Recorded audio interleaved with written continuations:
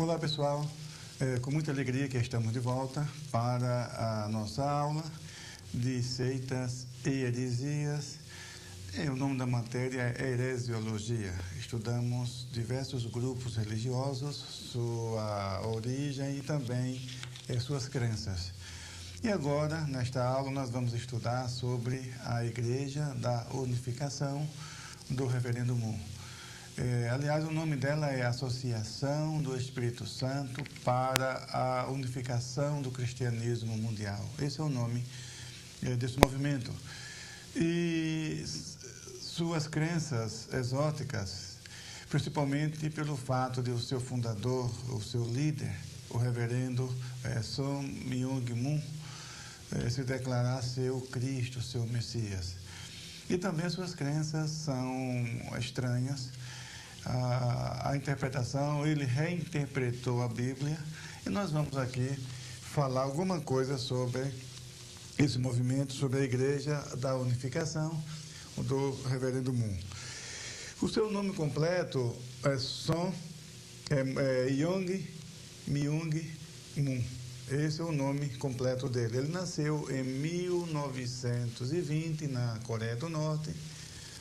E seus pais se converteram à fé cristã na igreja presbiteriana quando ele estava com 10 anos de idade. E depois ele esteve preso na Coreia do Norte, onde ele nasceu, e depois ele foi para Seul. Mas interessante que em 1946 ele mudou o seu nome para Sun Myung Moon, que quer dizer Sol e Lua brilhantes. O nome Yong Myung Moon significa dragão brilhante. Então ele mudou seu nome em 1946. E ele diz que aos 16 anos de idade ele teve uma revelação. Que Jesus disse que não completou a obra que veio realizar na Terra e que Moon seria o único homem da Terra capaz de dar continuidade ao trabalho que Jesus começou. E ele diz também que em 45 teve também novas revelações e ele se transferiu para a Coreia do Sul, para Seul, e no dia 1º de maio de 1954 ele fundou a conhecida hoje Associação do Espírito Santo para a Unificação do Cristianismo Mundial. Então, esse trabalho começou na Coreia, depois se expandiu pelo Oriente e chegou no Ocidente, no Rio de Janeiro, por exemplo, ele chegou em 1965. E em 72, nos Estados Unidos. E entre 72 e 76 ele esteve preso porque teve, acho que 2 anos aproximadamente de reclusão, acusado de sonegar impostos porque ele recebia muitas ofertas de muitas partes do mundo e essas ofertas caíam na sua conta bancária e como ele não pagou o imposto, porque a sua organização ainda não tinha personalidade jurídica, não tinha ainda uma conta bancária, então ele teve esses problemas, e isso você encontra também no livro de Walter Martin, O Império das Seitas, da editora Betânia. Então, assim começou o trabalho dele, eles se expandiram, e nos Estados Unidos, em 1976, a situação dele foi regularizada, a sua organização foi regularizada e aí não teve mais problema com o governo americano. O seu modus operandi, a maneira de trabalho, eles requisitam realmente, procuram jovens, moços e moças, principalmente de idade média, para esse trabalho. Se utiliza também muito do terror psicológico, que, aliás, isso é muito comum nas seitas, fazer pressão para que a pessoa não saia e usar todos os recursos para manter a pessoa no movimento. Isso é comum nas seitas. Então, a seita do Reverendo Moon usa também o terror psicológico para segurar as pessoas no seu movimento. E também outra maneira de trabalhar é trabalhar com os eventos, convidando as pessoas para eventos nos hotéis. Eles mandam passagens aéreas, reservas de hotel, para eventos de, às vezes, 7 dias, 14, até 21 dias. Eles pagam toda essa despesa, mas a pessoa vai para ouvir o Reverendo Moon falar. Quer dizer, as pessoas recebem o convite e vão, mas na condição de ouvir o Reverendo Moon falar. Então, este é um resumo histórico da seita do Reverendo Moon, da Igreja da Unificação. Agora, vamos falar dos pontos doutrinários. Número 1, sobre Jesus. Moon nega que Jesus foi gerado pelo Espírito Santo. Ele diz que Jesus era filho do sacerdote Zacarias. E essa doutrina que nega a concepção, o nascimento virginal de Jesus Cristo, já era ensinada pelos mormons desde o século passado. Portanto, o Reverendo Moon não é o primeiro a negar essa doutrina, a atacar essa doutrina cristã. Outro ponto também é que ele diz que Jesus foi enviado para completar a obra que Adão não realizou. E qual seria essa obra? Levantar uma grande família na terra centrada em Deus. Então, essa a interpretação de Moon com relação à vinda de Jesus Cristo a este mundo. E diz que isso aconteceu por 2 razões principais. Primeiro, por causa da cruz. Jesus morreu na cruz e porque foi traído por João Batista. João Batista traiu Jesus e Jesus não pôde completar a sua obra e terminou na cruz do Calvário. Por isso que ele diz que Jesus apareceu a ele, dizendo que Moon seria a única pessoa na terra capaz de completar a obra que Jesus veio fazer. Agora, vamos à Bíblia, né? Vamos ver o que diz a Bíblia. Para começar, a Bíblia diz que Jesus foi gerado pelo Espírito Santo. Isso está em Mateus, capítulo 1, versículo 18. Nós encontramos, e o texto diz o seguinte: ora, o nascimento de Jesus Cristo foi assim. Estando Maria, sua mãe, desposada com José, antes de se ajuntarem, achou-se ter concebido do Espírito Santo. Aqui está a palavra de Deus dizendo que Jesus foi concebido pelo Espírito Santo. Ainda no versículo 20. E projetando ele isso, eis que em sonho lhe apareceu um anjo do Senhor, dizendo: José, filho de Davi, não temas receber a Maria, tua mulher, porque o que nela está gerado é do Espírito Santo. E ainda no versículo 25, e não a conheceu até que deu à luz seu filho, o primogênito, e pôs-lhe o nome de Jesus. Então, aqui está falando de Jesus, que foi concebido pelo Espírito Santo, e diz ainda que José não a conheceu até que ela deu à luz ao seu filho. Então, em Lucas ainda, 1:24, nós encontramos outra passagem, não vamos citar todas, mas as mais conhecidas, para que fique clara a contradição do Reverendo Moon. Lucas capítulo 1, versículo 24, nós lemos, aliás, 1, versículo 34, diz assim: E disse Maria ao anjo: Como se fará isso, visto que não conheço varão? Versículo 35. E respondendo o anjo, disse-lhe: Descerá sobre ti o Espírito Santo, e a virtude do Altíssimo te cobrirá com a sua sombra, pelo que também o santo que de ti há de nascer será chamado Filho de Deus. Então, a Bíblia diz com todas as letras que Jesus foi gerado pelo Espírito Santo, que Jesus é o Filho de Deus. Então, é a palavra de Deus contra a palavra do reverendo Moon. Outro ponto, ainda, com relação à declaração do reverendo Moon, que ele diz que Jesus apareceu a ele dizendo que Moon seria a única pessoa capaz de completar a obra que ele começou. E também ele afirma no seu livro sagrado, O Princípio Divino, que nós vamos falar daqui a pouco sobre ele, diz que Jesus veio levantar uma família na terra centrada em Deus.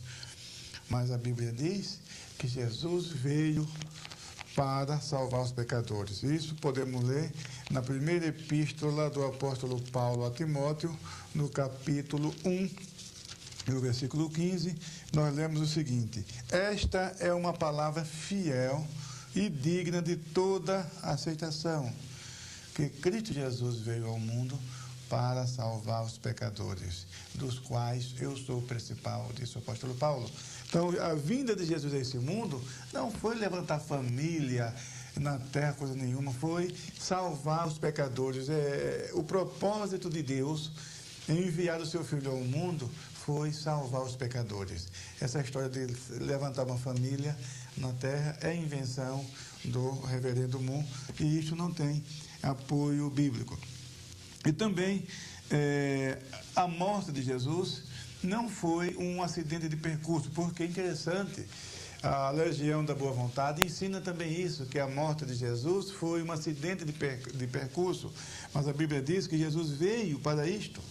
A morte de Jesus foi para a nossa remissão de pecados. Já estava prevista na Escritura do Antigo Testamento. Os profetas falaram. Isaías, capítulo 53, fala do cordeiro mudo que foi levado perante seus tosqueadores, não abriu sua boca.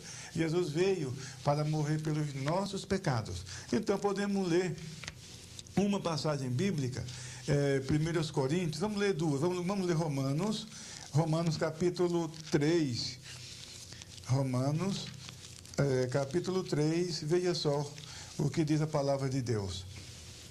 E no versículo 24 e 25, sendo justificados gratuitamente pela sua graça, pela redenção que há em Cristo Jesus, ao qual Deus propôs para propiciação pela fé no seu sangue, para demonstrar a sua justiça pela remissão dos pecados dantes cometidos sob a paciência de Deus. Então, Deus propôs como propiciação o sangue de Jesus. A morte de Jesus foi uma morte vicária, ele morreu em nosso lugar. 1 Coríntios, capítulo 15, versículos 2 e 3, olha o que diz a palavra de Deus. Porque, versículo 3 e 4, né?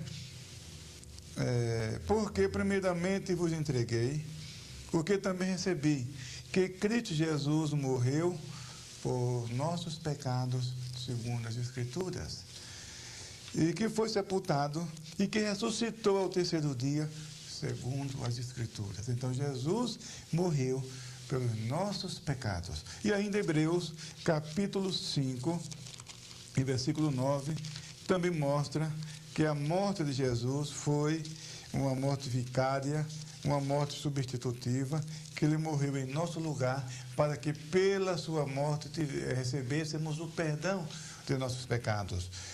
Hebreus 5, versículo 9. E sendo ele consumado, veio a ser a causa de eterna salvação para todos os que lhe obedecem. Então, a morte de Jesus não foi um acidente. Já estava no plano de Deus. Apocalipse, capítulo 13, versículo 8, fala do Cordeiro de Deus que foi morto desde antes da fundação do mundo. Aí que está. Então, já estava no plano de Deus, no projeto divino. Aqui, Apocalipse, capítulo 13, versículo 8, exatamente. fala: esses cujos nomes não estão escritos no livro da vida do Cordeiro, que foi morto desde a fundação do mundo. Então, essa interpretação do reverendo Moon não tem fundamento bíblico. E ainda, já que falamos de João Batista, a Bíblia diz, interessante, o Evangelho de João, capítulo 3, versículo 29, diz que João Batista é o amigo do noivo e não o traidor. Olha aqui, João capítulo 3, versículo 29. Aquele que tem a esposa é o esposo, mas o amigo do esposo que lhe assiste e o ouve, alegra-se muito com a voz do esposo. Assim, pois, já essa minha alegria está cumprida. João Batista falou essas palavras. E, além disso, em Mateus, capítulo 11, a partir do versículo 7 até o versículo 13, mais ou menos, o próprio Jesus dá testemunho de João Batista. Diz que os que nasceram de mulher não houve nenhum como João Batista. Ele fala que a força se apoderou dele. Então, o próprio Jesus deu testemunho, chamou João, não simplesmente de profeta, mas mais que um profeta, que fosse ver no deserto uma cana abanada pelo vento, alguém vestido de vestes reais, ou um profeta. E vos digo que muito mais que profeta. Então, o próprio Jesus deu testemunho de João Batista como um profeta, e muito mais que profeta. Agora, alguém vem com uma interpretação dessa, dizendo que João Batista traiu Jesus. É verdade que a Bíblia é um livro aberto, não é a menor dúvida, porém não é escancarado. Muitas interpretações podem até ter seu fundamento na Bíblia, mas nem todas. E essa interpretação do reverendo Moon é um disparate, não se reveste de sustentação bíblica alguma. É uma coisa aleatória, quer dizer, a pessoa inventa a sua interpretação, a sua história fantasiosa e depois procura na Bíblia versículos aqui e acolá para dar sustentação, para consubstanciar a sua invenção. Então, essa interpretação do reverendo Moon, ela é contra a Bíblia Sagrada e contra todos os ramos do cristianismo. Muito bem. Com relação à deidade absoluta de Jesus, ele nega a deidade de Jesus. Está aqui no seu livro, chamado Princípio Divino, na página... são várias declarações, mas aqui na página 157, depois eu vou explicar qual a estrutura, como é a estrutura desse livro, mas apenas uma declaração que ele diz, abre aspas, não obstante, ele de modo algum pode ser o próprio Deus, fecha aspas. Este ele, aqui é uma referência a Jesus. E aqui no finalzinho da sessão, ele diz o seguinte: se Jesus fosse o próprio Deus, como poderia Deus ter sido tentado por Satanás e finalmente crucificado pelas forças do mal? Igualmente, quando lemos que Jesus disse na cruz, meu Deus, por que me abandonaste? Fica bem claro que Jesus não é o próprio Deus. Aqui está na seção número 2 da Cristologia, que eu vou explicar depois, do livro Princípio Divino. Agora, então, veja a ignorância teológica de um elemento, de um indivíduo que tira uma conclusão dessa, conclusão falsa. Por quê? Jesus, ele sendo Deus, ele assumiu também a forma humana quando entrou no mundo. E como já temos dito em outras aulas, uma das características das seitas é a dificuldade de conciliar os aparentes paradoxos da Bíblia.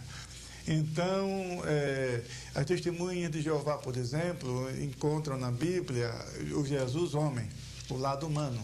Então, eles sacrificam o lado divino e negam a divindade de Jesus.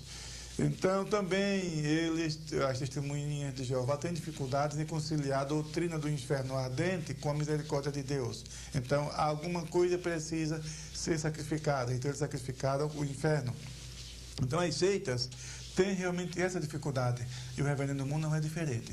Então, ele traz uma conclusão, um raciocínio, que aparentemente pode confundir uma pessoa que não tem a base bíblica, mas quem tem a noção mínima de teologia sistemática da doutrina de Deus vai até rir disso aí, porque realmente a infantilidade é grande, o argumento é muito pobre, não tem sustentação alguma essa doutrina. Por quê? Porque Jesus, ele estando como homem, ele estava na terra, sendo Deus, ele estava também como homem. Jesus era o Deus homem. Agora, o que há de difícil nos evangelhos não é identificar o lado divino e nem o lado humano de Jesus. Não é isso. Nos evangelhos, você não tem dificuldade alguma em ver a deidade absoluta de Jesus e a humanidade, isto é, o verdadeiro Deus e o verdadeiro homem. Você não tem dificuldade em encontrar isso nos evangelhos, mas você tem dificuldade de encontrar o limite, assim, a limitação entre a divindade e a humanidade. Então, você vê na Bíblia Jesus perdoando pecados. E a Bíblia diz que somente Deus perdoa pecados. Você vê nos evangelhos Jesus sendo adorado. E a Bíblia diz que só Deus pode ser adorado. Então, aí está o lado divino, o Jesus Deus. Jesus disse em João 14, versículo 1, não se turbe vossos corações, credes em Deus, crede também em mim.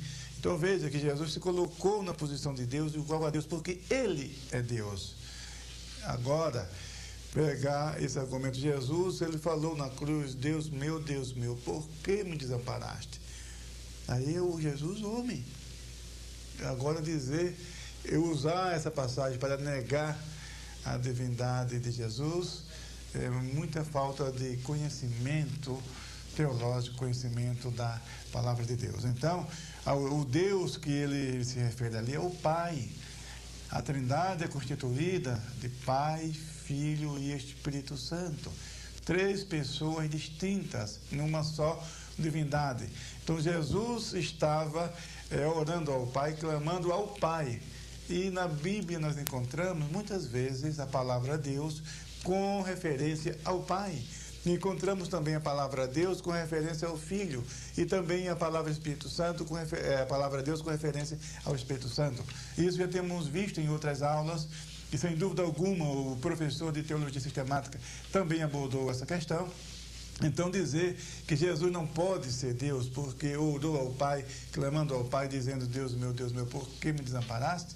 É falta de conhecimento da doutrina da Trindade, de conhecimento da palavra de Deus. Então, essa questão da deidade absoluta de Jesus é um argumento muito fraco apresentado pelo Reverendo Moon, e nós temos inúmeras referências bíblicas. Aliás, o pensamento bíblico, todo o contexto bíblico, tanto do Antigo Testamento quanto do Novo, todo o contexto mostra a deidade absoluta de Jesus, que Jesus é o próprio Deus. Diz João capítulo 1, versículo 1, no princípio era o Verbo, e o Verbo estava com Deus, e o Verbo era Deus. É isso que diz a palavra de Deus, a Bíblia Sagrada. Com relação à ressurreição de Jesus, eles também negam. Os adeptos do Reverendo Moon, na verdade, é o Reverendo Moon, porque os adeptos estão seguindo a linha de pensamento do seu líder, do seu fundador do seu movimento. Mas ele diz que a ressurreição da carne contradiz nossa perspectiva científica moderna.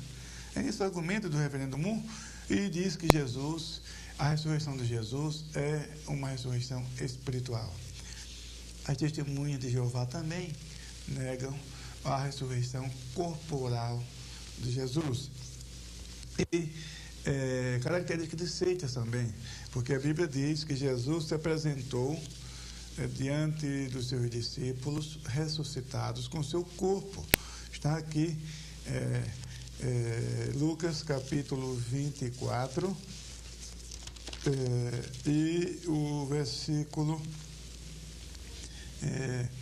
37 e 38. E eles, espantados e atemorizados, pensavam que viam algum espírito. E ele lhes disse: por que estáis perturbados e por que sobem tais pensamentos ao vosso coração? Vede as minhas mãos e os meus pés, que sou eu mesmo. Tocai-me e vede, pois um espírito não tem carne nem ossos, como vedes que eu tenho. Então Jesus ressuscitou em carne. Em João capítulo 2, versículos 18 ao 22, Jesus diz, também o texto sagrado diz, fala da ressurreição corporal. Quando Jesus disse: derribai este templo, e em 3 dias eu o levantarei, e os discípulos e os judeus disseram: mas em 46 anos esse templo nos foi construído, e tu reconstróis em 3 dias. Mas diz o texto sagrado, ele falava do templo do seu corpo, porque quando ele foi crucificado, ele morreu, ressuscitou ao 3º dia. Então fala templo do seu corpo, foi o seu corpo que foi ressuscitado. E além disso, o salmista diz no Salmo 16, versículo 10, que o seu corpo não veria seu corpo não veria a corrupção. E Pedro citou esse salmo no dia de Pentecostes, no Atos dos Apóstolos, capítulo 2, a partir do versículo 34, dizendo que não foi possível o corpo de Jesus ser retido pela morte no túmulo. Está aqui, Atos dos Apóstolos, capítulo 2, e o versículo 24 a seguir. Ao qual Deus ressuscitou, soltas as ânsias da morte, pois não era possível que fosse retido por ela. Porque dele disse Davi: sempre via diante de mim o Senhor, porque está à minha direita, para que eu não seja comovido. Por isso se alegrou meu coração, e a minha língua exultou, e ainda a minha carne há de repousar em esperança. Pois não deixarás a minha alma no Hades, nem permitirás que o teu santo veja a corrupção, e assim por diante. Então veja que não foi possível o corpo ser retido no túmulo, nem seu corpo viu a corrupção, isto é, o corpo de Jesus não se deteriorou. Foi esse mesmo corpo que foi ressuscitado, como acabamos de ler. Então, por que o diabo ataca tantas vezes a ressurreição de Jesus? Porque dizer que Jesus ressuscitou espiritualmente é a mesma coisa que negar a sua ressurreição. É a mesma coisa. E o apóstolo Paulo diz que se Cristo não ressuscitou, logo é vã a vossa fé, permaneceis ainda nos vossos pecados. 1 Coríntios, capítulo 15, versículos 17 e 18. E por outro lado, a ressurreição de Jesus é símbolo é a sua glorificação.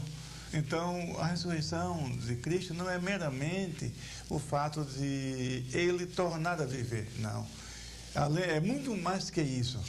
Trata-se da sua glorificação.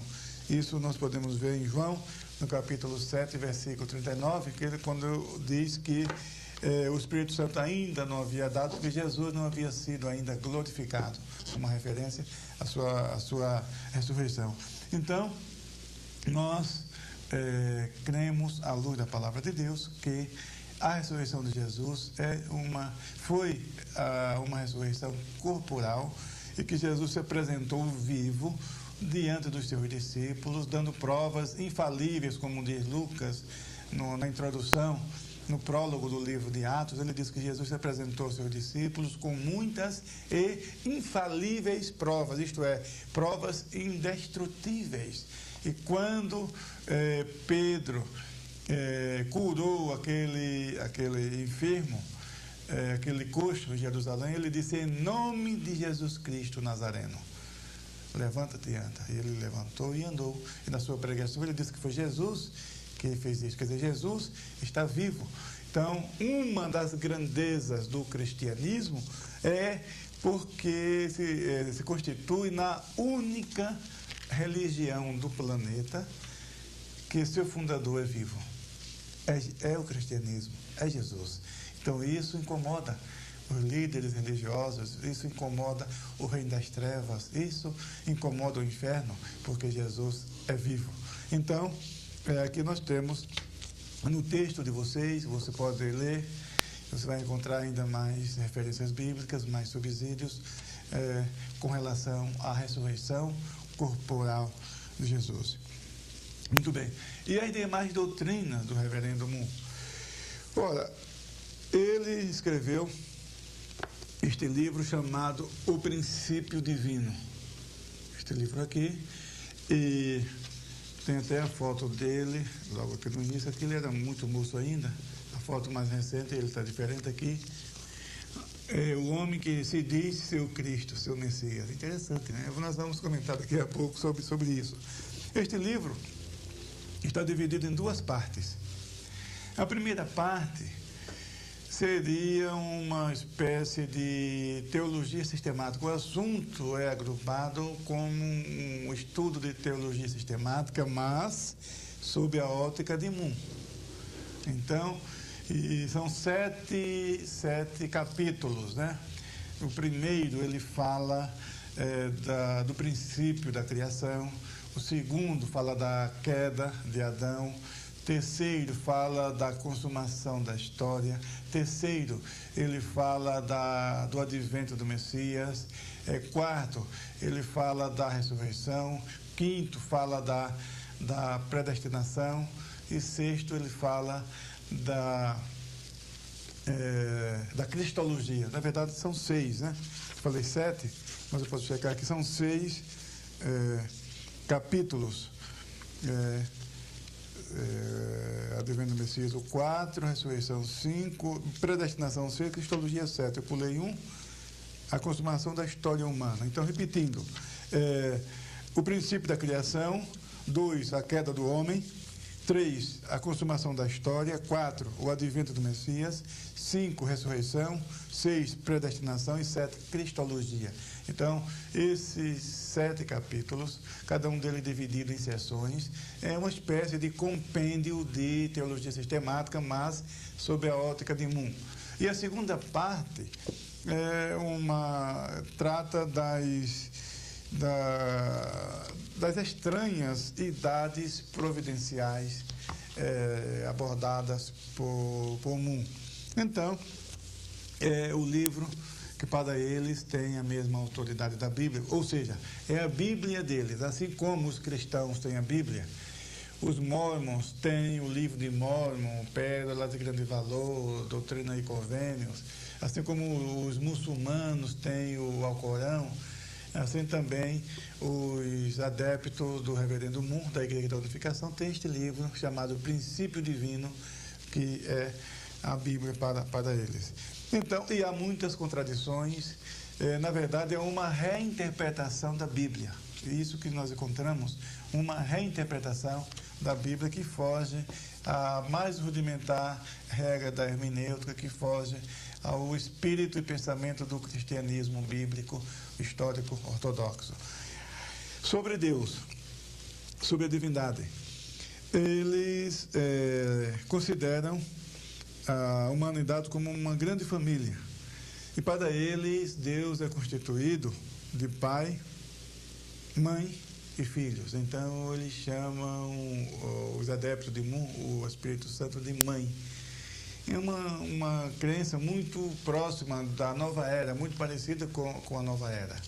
E o conceito bíblico, cristão, de trindade, muitas seitas usam até o nome trindade. Aqui neste livro eu já vi ele citar o nome trindade.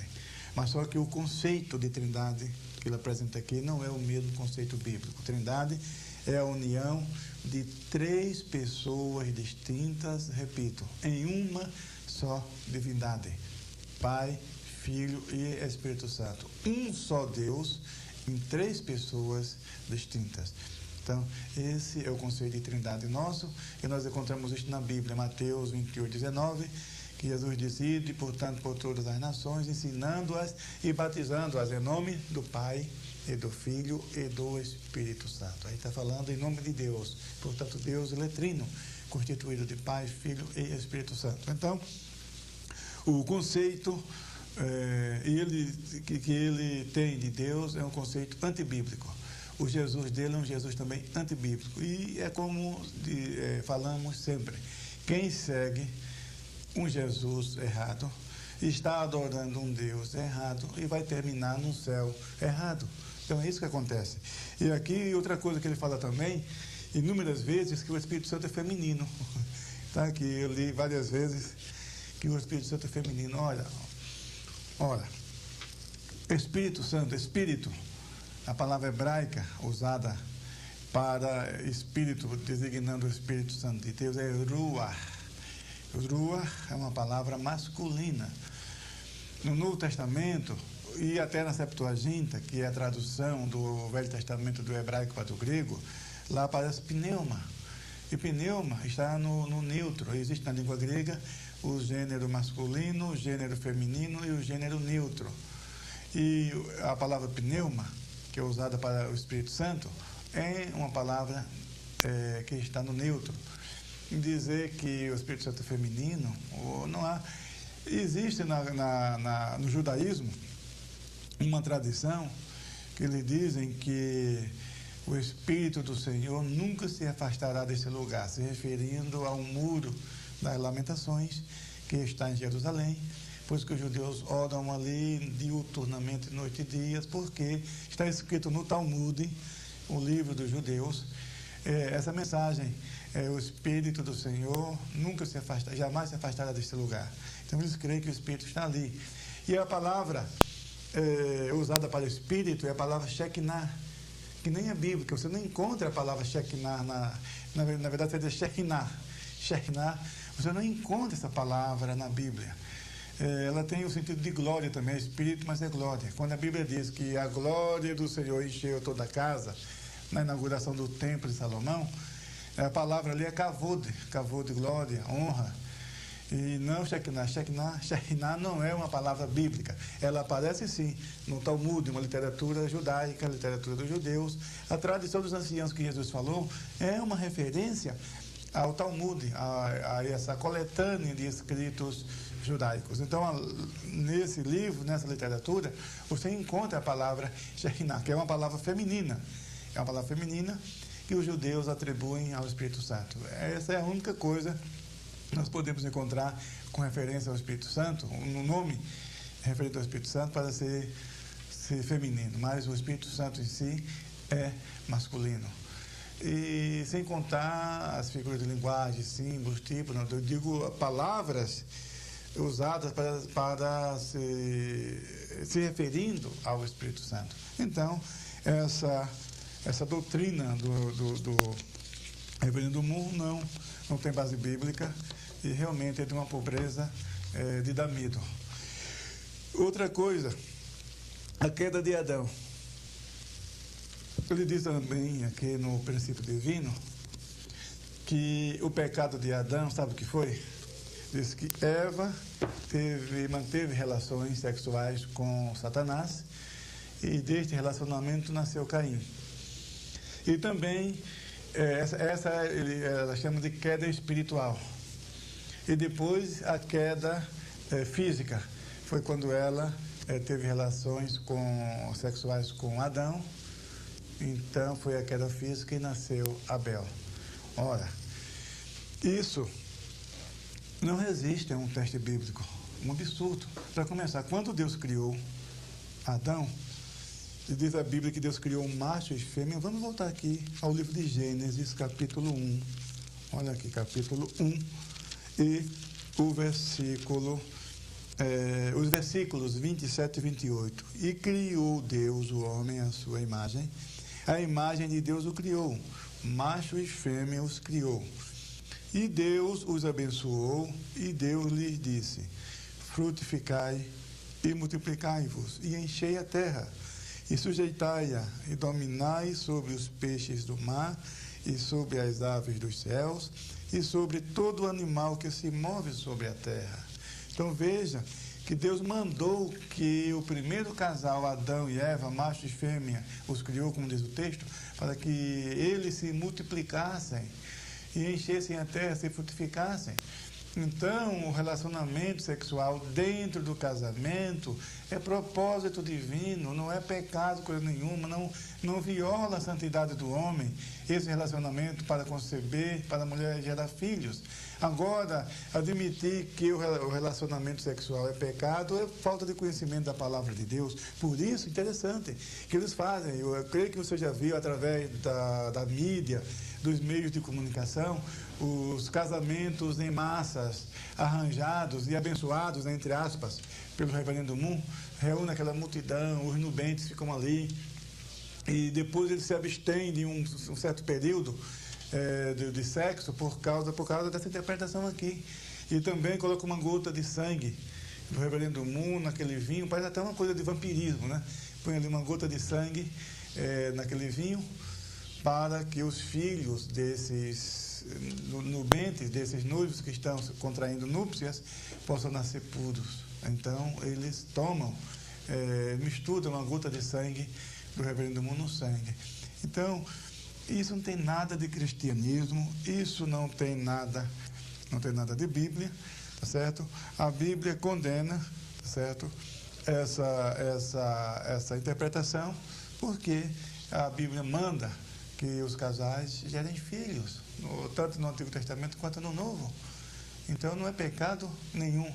Agora dizer que Satanás teve relação com Eva, isso aí já cheira a mitologia, né? Os gregos que falavam que os deuses, os titãs, tinham relação com os seres humanos e nasciam monstrengos, aquela coisa toda de mitologia. Na Grécia, sim. Então, essa interpretação do reverendo Moon cheira mais a mitologia grega. Não tem nada de Bíblia nessa história. Agora, outro ponto que eu não podia encerrar sem deixar de falar que é importante, é que ele se declara o Cristo. E ele não é o primeiro, não, viu? Jesus falou, está aqui, no Evangelho segundo escreveu São Mateus, no capítulo 24, isso é um dos sinais dos tempos, é bom que se saiba disso. Capítulo 24, e versículos 4 e 5. E Jesus, respondendo, disse-lhes: acautelai-vos que ninguém vos engane, porque muitos virão em meu nome dizendo, eu sou o Cristo, e enganarão a muitos. Então, os adeptos do reverendo Moon são enganados, foram enganados, porque Jesus não volta mais como homem para este mundo, como uma criança, e se formando como homem, como aconteceu na sua primeira vinda. Isso não vai acontecer mais. Então, veja que, desde o segundo século, muitas pessoas a partir do segundo século, muitos se apresentaram como Messias. Um deles foi o guerreiro judeu chamado Bar Kokhba. É até um nome em aramaico que significa filho da estrela.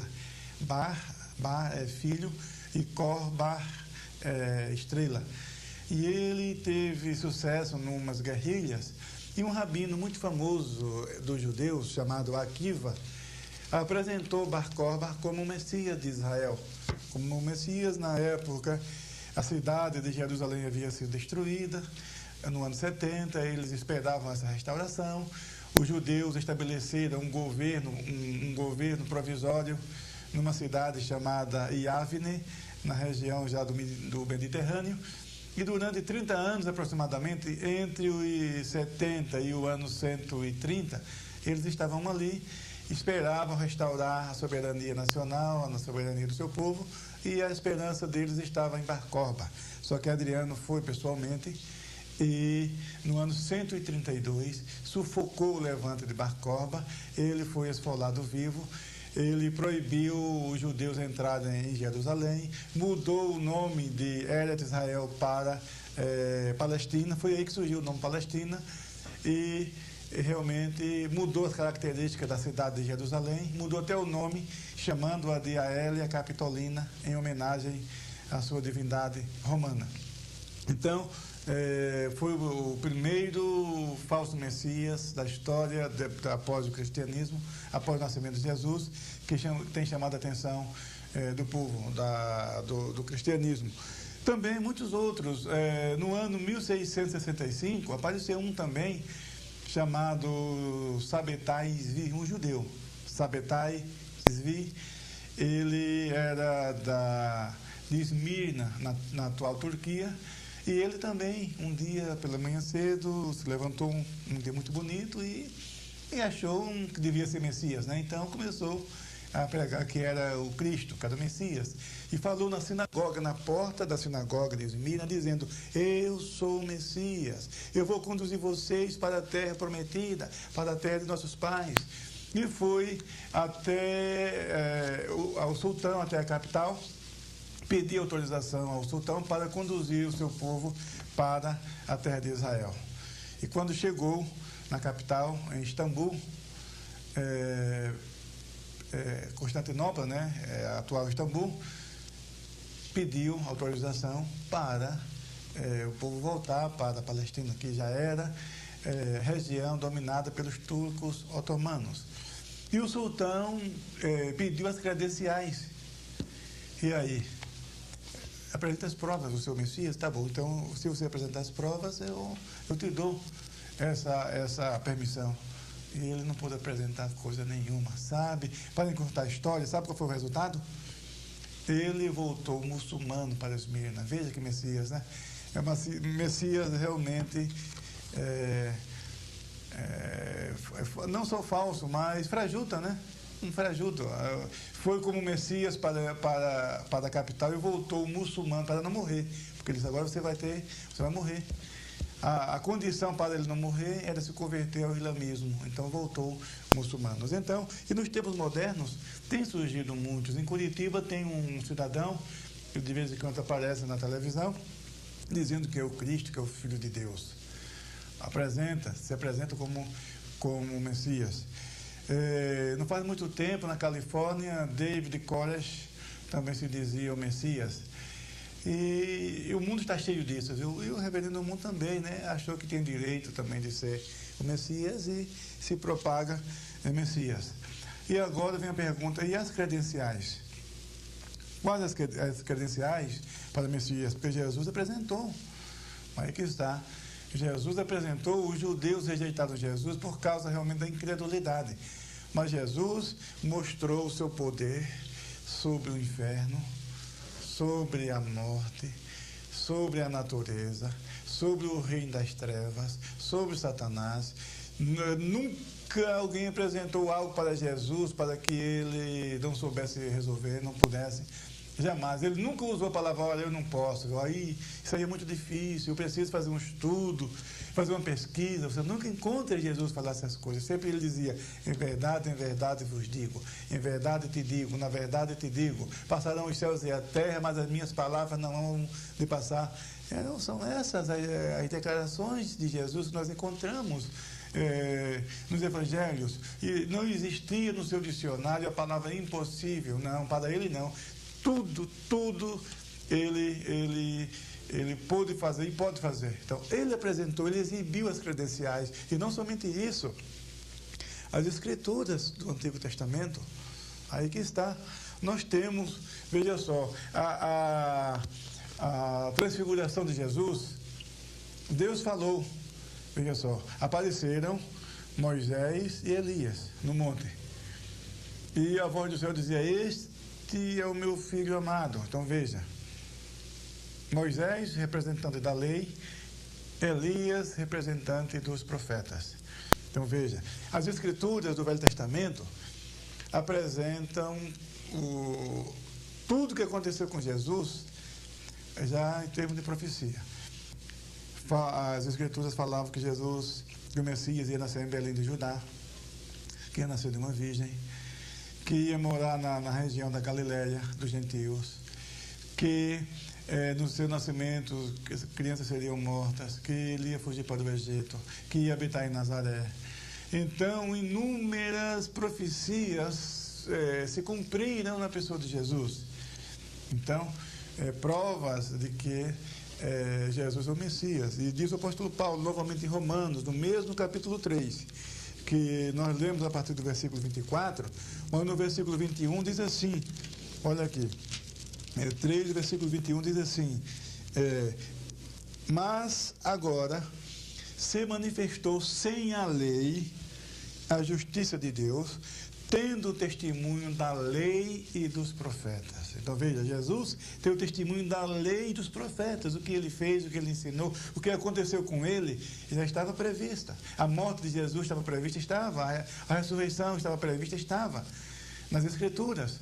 Então veja que Jesus se manifestou tendo o testemunho da lei, porque Moisés falou, eis que dentre vossos irmãos Deus suscitará um profeta semelhante a mim, e a ele ouvireis.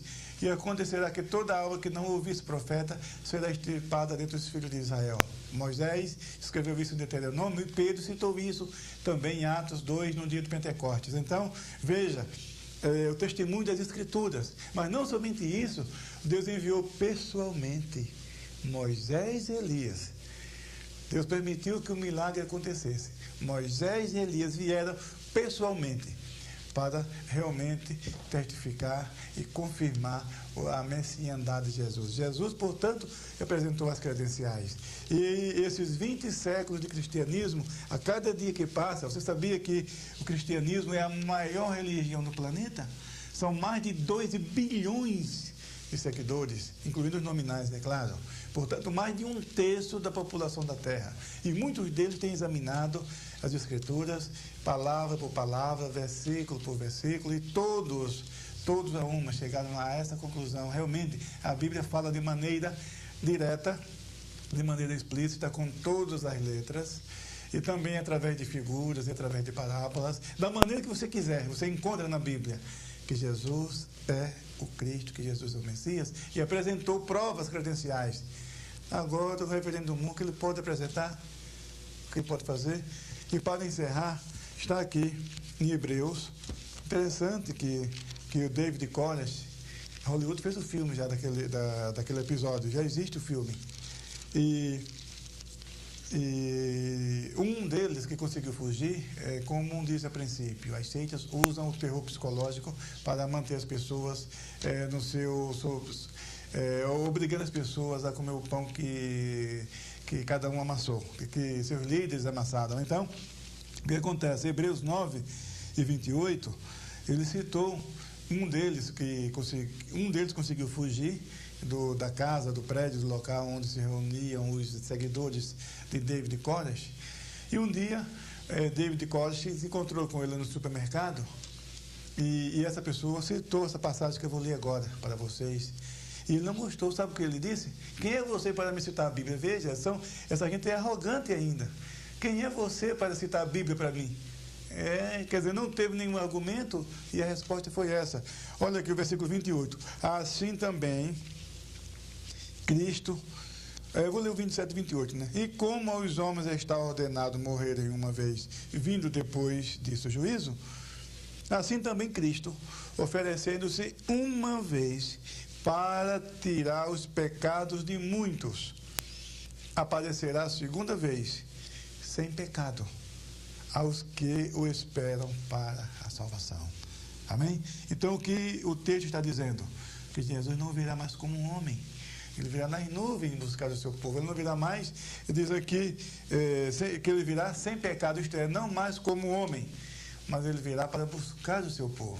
Portanto, todo aquele que aparecer dizendo que é o Cristo está naquele contexto de Mateus 24, que nós lemos, que muitos virão dizendo, eu sou o Cristo. Então, o reverendo Moon é um deles. Nós ficamos com a palavra de Deus e seguimos a um Jesus que pode todas as coisas. Ele é Deus verdadeiro. Ele pode nos salvar perfeitamente. E cada cristão tem essa experiência com o Cristo vivo e ressuscitado. Portanto, que Deus te abençoe ricamente em nome de Jesus. Amém.